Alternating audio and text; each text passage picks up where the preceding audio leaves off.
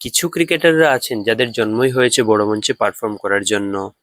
Virat Kohli, Mitchell Starc, যুবরাজ সিংরা তেমনি কয়েকজন।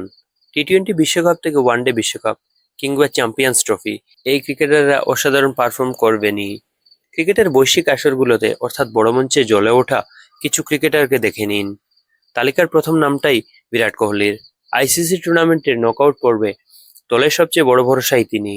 ২২ match খেলে করেছেন ১০টি ৫০ পেরোনো ইনিংস, ৫১ গড়ে করেছেন ১,০০০-এরও বেশি রান।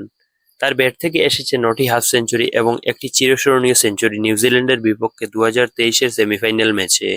সাবলীলভাবে চাপ সামলে নেওয়ার ক্ষমতা তাকে বসিয়েছে সেরাদের আসনে। সেরাদের আসনে বসে আছেন অজি পেসার মিচেল স্টার্কও। বিপক্ষ দল ভারত হোক বা পাকিস্তান, তিনি সবার বিরুদ্ধেই সেরা। মঞ্চটা যখন আরেকটু বড় হয় তখন তিনি সেরাদের সেরা। ওয়ানডে বিশ্বকাপে সবচেয়ে বেশি উইকেট শিকারীদের তালিকায় তার নাম আছে। ২০১৫ সালের ওয়ানডে বিশ্বকাপে তিনি হয়েছিলেন ম্যান অফ দ্য টুর্নামেন্ট। ২০১৯ বিশ্বকাপেও ছিলেন তিনি সর্বোচ্চ উইকেট টেকার। ক্যারিয়ারে মাত্র ৩টি ওয়ানডে বিশ্বকাপ খেলেই তিনি দুবার শিরোপা জিতেছেন। একবার করে জিতেছেন টি-টোয়েন্টি বিশ্বকাপ এবং টেস্ট চ্যাম্পিয়নশিপ শিরোপা। সবখানেই তিনি ছিলেন অস্ট্রেলিয়ানদের বোলিং লাইনআপের অন্যতম ভরসা। বড় মঞ্চের আরেকজন স্টার যুবরাজ সিং। যুবরাজ সিং ক্যান্সারের সঙ্গে লড়াই করে ওয়ানডে বিশ্বকাপ জিতিয়েছিলেন।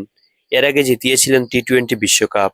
ক্রিকেটের বৈশ্বিক আসরগুলোতে যুবরাজ সিং থাকা মানেই ছিল টাইটেলের দৌড়ে ভারতের এক ধাপ এগিয়ে থাকা। মাইটি অস্ট্রেলিয়ার বিধ্বংসী বোলিং লাইনআপকে যুবরাজ গুড়িয়ে দিতেন। ইংল্যান্ডের স্টুয়ার্ট ব্রডকে ৬ বলে ৬ ছক্কা হাঁকিয়ে বিশ্ব রেকর্ড গড়েই ফেলেছিলেন। ২০১১ সালে ভারতের ওয়ানডে বিশ্বকাপ জয়ে সবসময় ধোনি ও সচিন টেন্ডুলকরদের কৃতিত্ব সামনে আসে। অথচ ওই টাইটেল জেতাতে ভারতের হয়ে কি করেননি যুবরাজ? যুবরাজ ব্যাট হাতে ৩৬২ রানের সাথে কার্যকরী অফ স্পিনে নিয়েছেন ১৫টি উইকেট। বিশ্বকাপে এমন অলরাউন্ড কৃতিত্ব তার আগে অন্য কারো ছিল না, যে কারণে টুর্নামেন্টের সেরা পুরস্কারও পেয়েছিলেন যুবরাজ। শুধু কি ওয়ানডে বিশ্বকাপ, পরশপাথর হয়ে যুবরাজ সিং যেখানেই হাত ছুঁয়েছেন ভারত সেখানেই সাফল্য পেয়েছে। ওয়েস্ট ইন্ডিজেরও আছে বড় মঞ্চের একজন ক্রিকেটার, তিনি হলেন মার্লান স্যামুয়েলস। ওয়েস্ট ইন্ডিজকে ২টি টি-টোয়েন্টি বিশ্বকাপ জেতানো সবচেয়ে বড় মহানায়ক স্যামুয়েলস।